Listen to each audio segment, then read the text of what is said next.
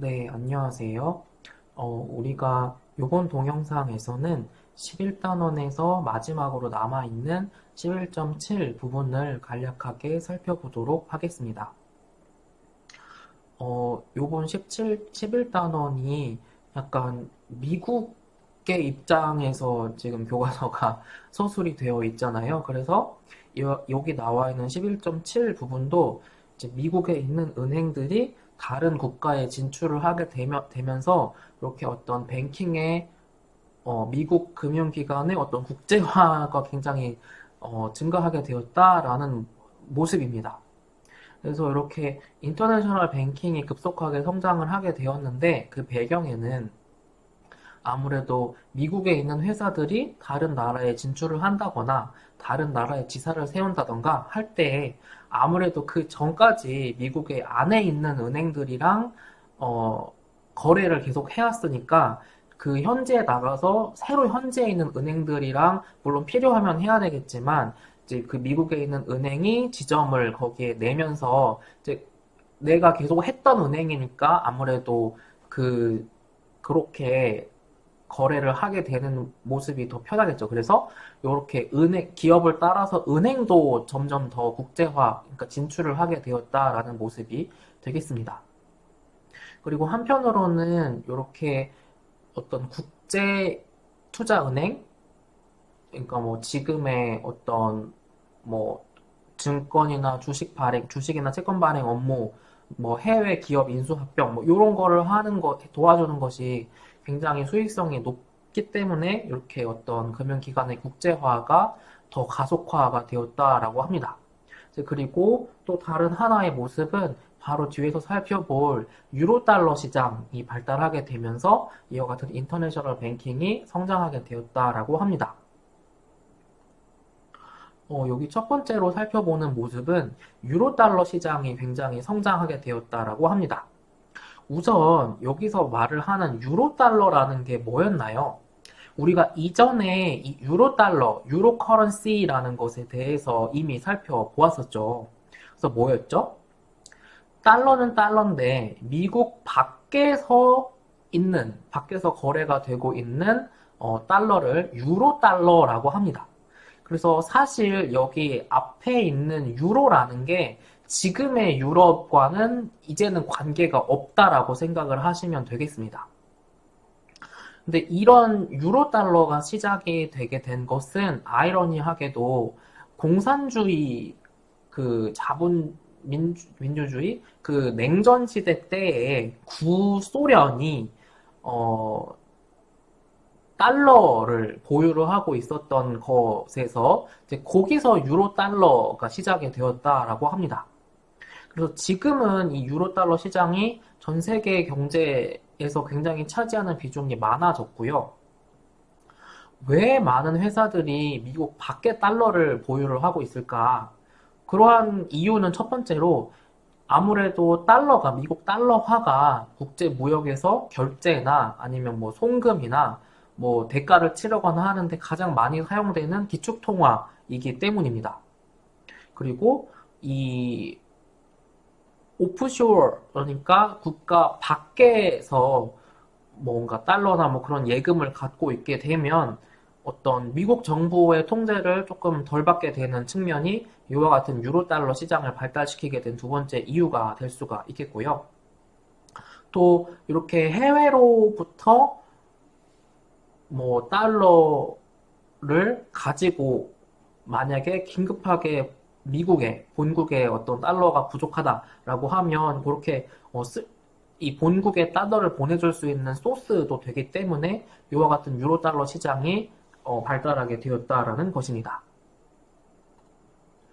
그리고 두 번째로 살펴볼 것은 미국 어떤 해외의 뱅킹과 관련한 모습입니다.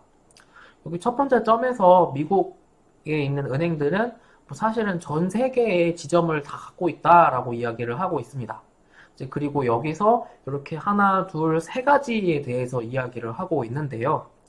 그 중에서도 쉘 오퍼레이션이라는 요 첫 번째 거는 뭐냐면, 뭐, 바하마, 케이맨 제도, 그리고 뭐, 뭐 룩셈부르크 뭐 요런 나라들, 그러니까 조세 회피처, 그러니까 세율이 굉장히 낮은 국가들 있죠. 그래서 요런 조세 회피처에다가 은행 지점을 차려놓고 이제 거기서는 어떤 장부 처리와 관련한 일이라든지 이제 그렇게 껍데기로만 은행을 차려놓는 거를 이렇게 쉘 오퍼레이션이라고 한다고 합니다. 그래서 우리나라로 말을 하면 무슨 뭐 페이퍼 컴퍼니 같은 거를 이렇게 어떤 뭐 바하마, 뭐 케이맨 제도, 뭐 조세 회피처에 있는 해당하는 국가들에 차려놓는 것이라고 할 수가 있겠습니다. 이제 그리고 두 번째가 요 엣지 액트 커퍼레이션이라는 형태인데, 요것은 이 인터내셔널 뱅킹, 국제금융, 국제 뱅킹을 하기 위해서 특화해서 만든 일종의 자회사입니다. 그래서 뭐 뱅크홀딩 컴퍼니 같은 것을 통해서 자회사를 만들고 그 자회사가 이런 인터내셔널 뱅킹에 특화를 하도록 뭐 하는 것이라고 할 수가 있겠고요. 이런 인터내셔널 뱅킹은 마찬가지로 FRB를 통해서 관리 감독 규제를 받고 그 중에 레귤레이션 K라는 것을 통해서 규제를 받는다라고 합니다. 그리고 마지막으로 나와 있는 요 IBF라는 것은 이거는 미국 안에 있는 외국인들한테 대출을 해주는 게 요 IBF라고 하고, 에 대한 어떤 대출은 해주지 않는 은행이 요 IBF라고 합니다. 그래서 미국 안에 있긴 하지만, 그 미국의 제도를 따르지 않는 형태가 요 IBF라고 할 수가 있겠습니다. 그러니까 여기서 마지막으로 살펴볼 것은 이제 외국의 은행들이 미국에 진출을 하게 되는 거에 대한 이야기를 하고 있습니다. 그러니까 뭐 우리나라에 있는 은행들이 미국에 진출을 한다거나 그런 형태가 되겠습니다. 그래서 이 외국에 있는 은행들이 미국에 진출할 때는 요 세 가지 방법으로 진출을 한다고 합니다. 그래서 요렇게 어떤 사무소를 미국에 설치하는 형태, 그리고 두 번째 자회사를 로 진출을 하는 형태, 그리고 세 번째 지점으로 진출을 하는 형태가 있다고 합니다. 그리고 요 각각 세 가지 어떤 형태로 미국에 진출을 하느냐에 따라서 어떤 적용받는 규제라던가 할 수 있는 사업의 영역이 조금씩 다르다라고 합니다.